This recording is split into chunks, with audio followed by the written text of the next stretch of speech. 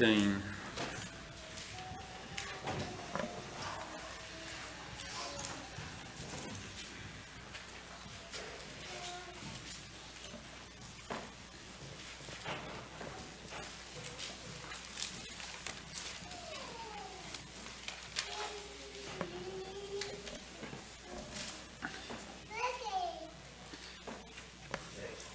John chapter 18, starting with verse 15, it says, "And Simon Peter followed Jesus, and so did another disciple.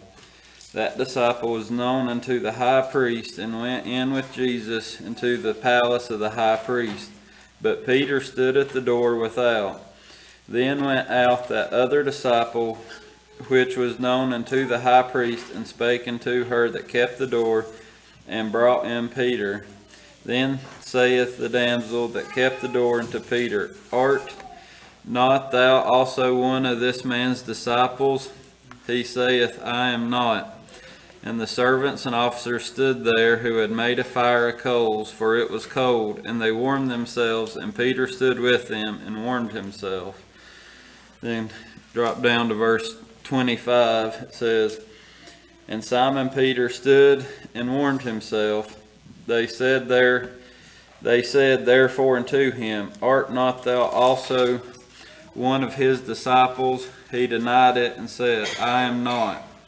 One of the servants of the high priest, being his kinsman, whose ear Peter cut off, saith, Did not I see thee in the garden with him? Peter then denied again, and immediately the cock crew." This morning I was asked, have you ever denied Jesus? Do you think that you could deny Jesus? You know, we would all like to think, that we wouldn't deny Jesus, but that's not the case. Look at Peter. Peter was a disciple. He traveled with Jesus. He heard Jesus' teaching and preaching. He seen the miracles that Jesus performed. He was with Jesus every day. Peter walked on water. And Peter denied Jesus. In Matthew chapter 26 and verse 34, Jesus told Peter that he would deny him. And in verse 35, Peter told Jesus that he would die with Jesus before he would deny him.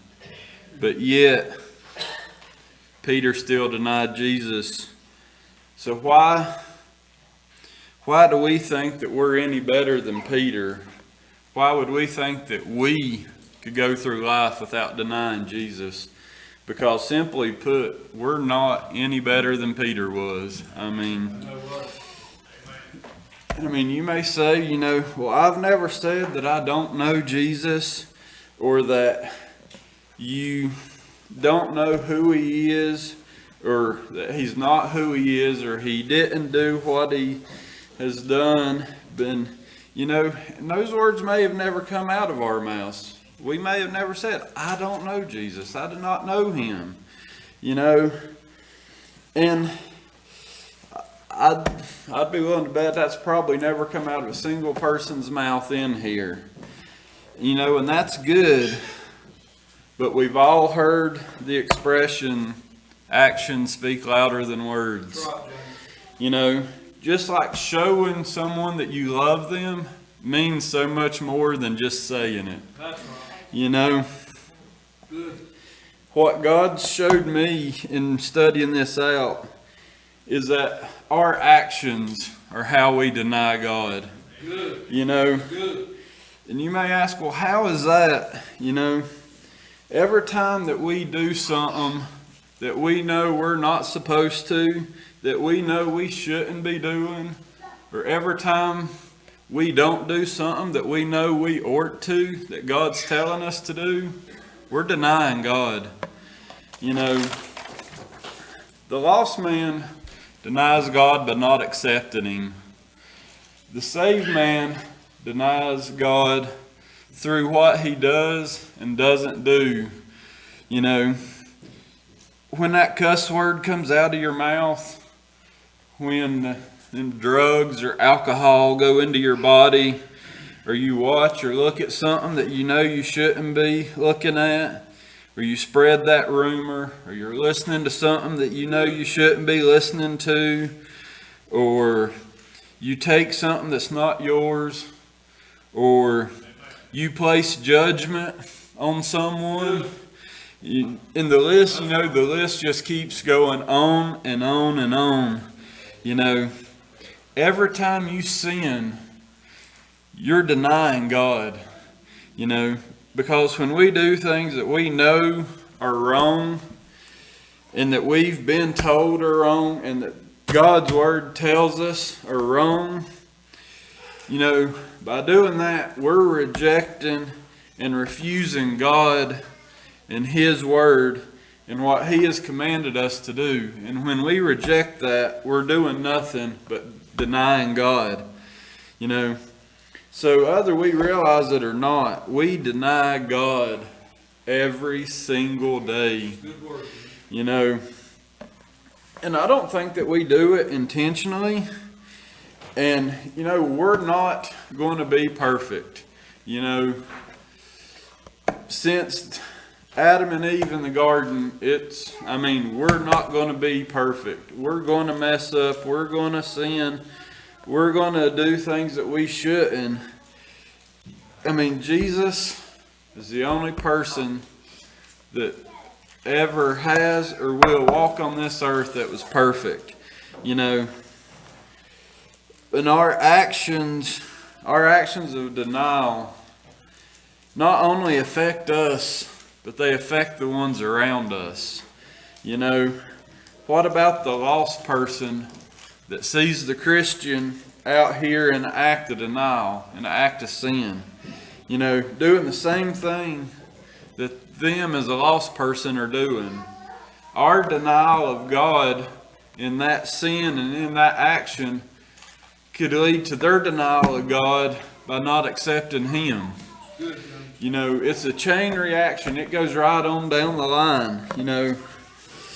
Our denial of God can have a major impact on the lives of the people around us, not just our own. So whether you realize it or not, we're all just like Peter, And I don't think that Peter wanted to deny Jesus. I don't think Peter went with the intentions of denying Jesus, but it happened. It happened just like it happens with us, And I don't think that we intend to deny Jesus either, but it happens. And as long as we're on this earth, it's going to continue to happen. But we should all strive, to live for God the best that we can. To live for God, to do what God asks us to do, to not do what God has asked us not to do. That should be our desire, to strive to be as Christ-like as we can. Wonder if anyone might have a word for the Lord this morning.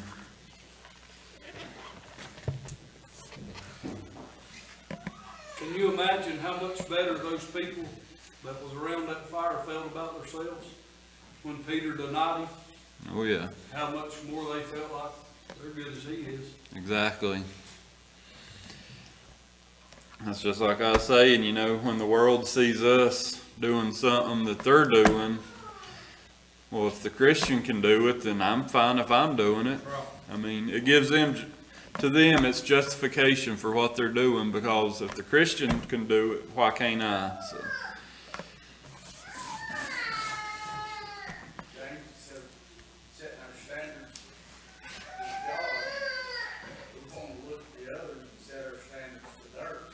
Exactly. Like you said, well, they can do it, I can do it. Exactly. The standards are already in the wrong place. That's exactly right. I'm up to the Word of God. I'm glad we got a forgiving God. Oh yes. Me too. Oh yes.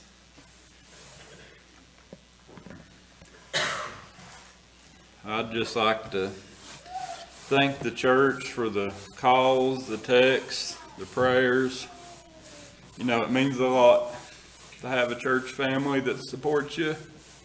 You know, I can't imagine going through, you know, life without a church family to stand behind you, to support you. You know, this is a family right here. And I'm blessed beyond measure to have you as a family, to be able to call you family, to know that if I need something, that I can call on anyone here and that they'd be there. I'd just like to say thank you to each and every one of you.